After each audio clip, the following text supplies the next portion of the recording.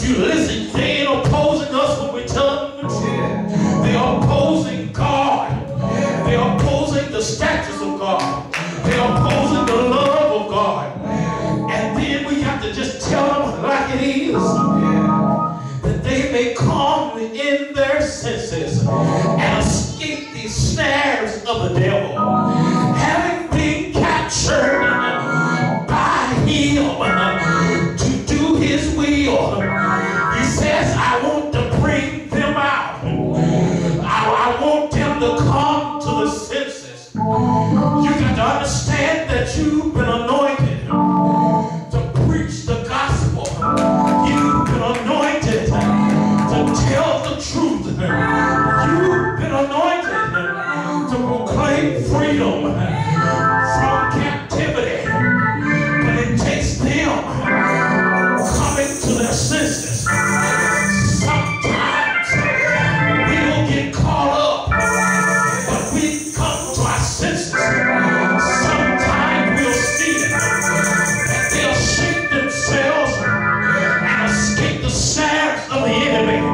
And he says, and I'm going to take control, and then they're going to do what I want them to do. You're just switching partners and coming on to Jesus. You're laying down all your labors and coming back to Jesus. Number 4, the anointing is given to open blind eyes. Blinded eyes. You know, you can't see. It's almost like walking through the house in the dark. Yes. Y'all done that before. It's okay if you know where all the furniture's at.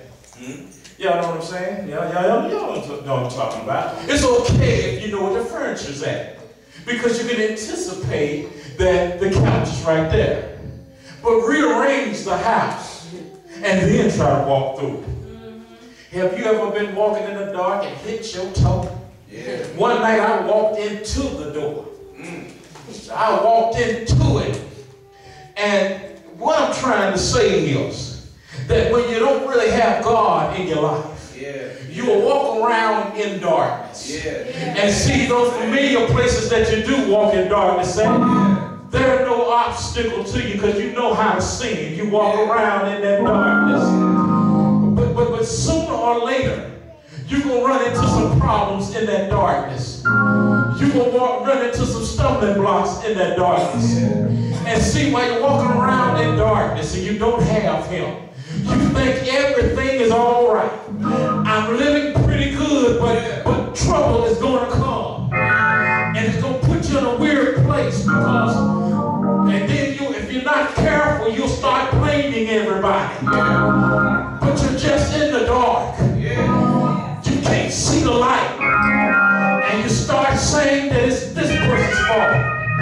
I got into this because of them. But really, you were walking in the dark. You were responsible for where you walked at. And now he says, I'm giving the anointing to open blinded eyes. If you would open your eyes because of the truth that's been revealed to you, then you can go back like David said and say, it's me, oh Lord. I've done wrong. Most people that walk in the dark will not admit they were wrong. You're walking in the dark when you're walking in pride. You're walking in the dark. And see, he says, I've come to reveal something to you. And then in 2 Corinthians 4, 3 and 4, it says, but even if our gospel is veiled, that means when I wear a veil, you can't see certain things. It is veiled to those who are perishing. When you can't see, when you're spiritually blind and trapped, you can't really see the revelation of God. For the mind of God of this age has blinded who do not believe.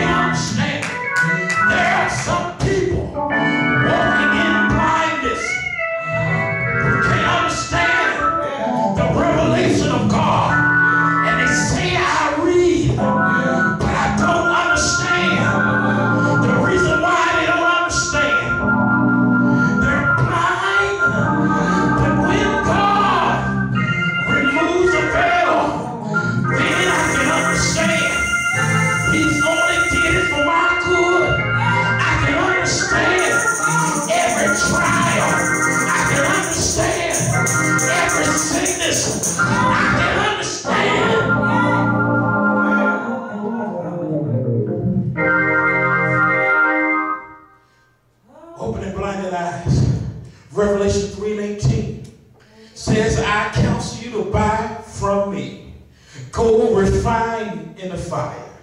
He says, now look, notice what he says.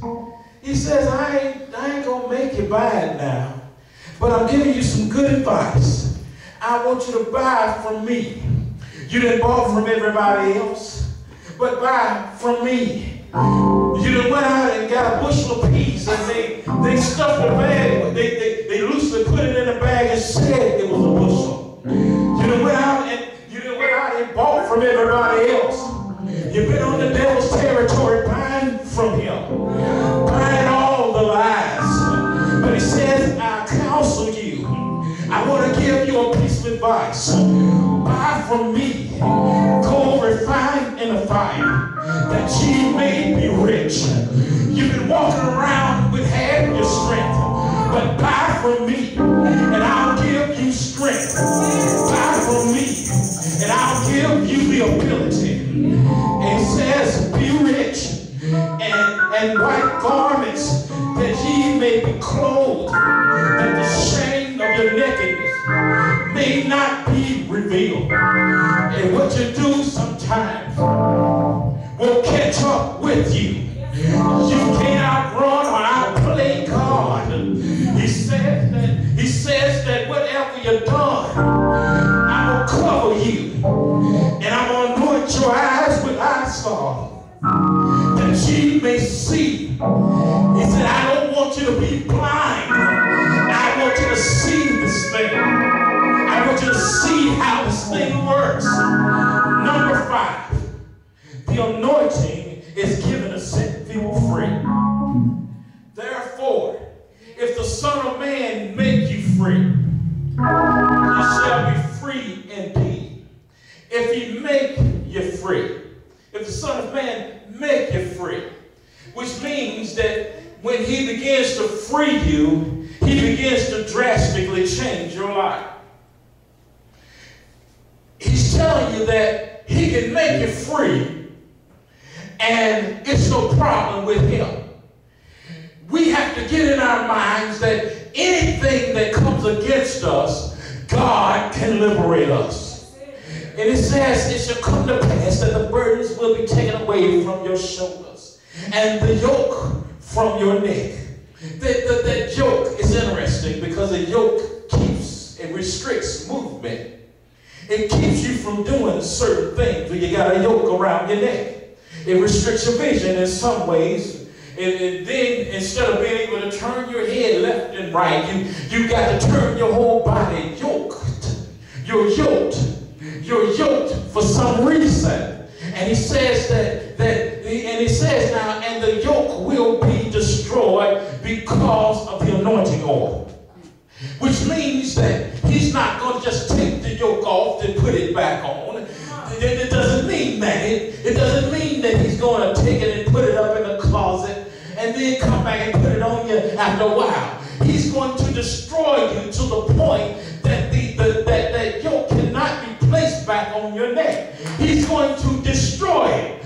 When he talks about destroying something, he talks about making it so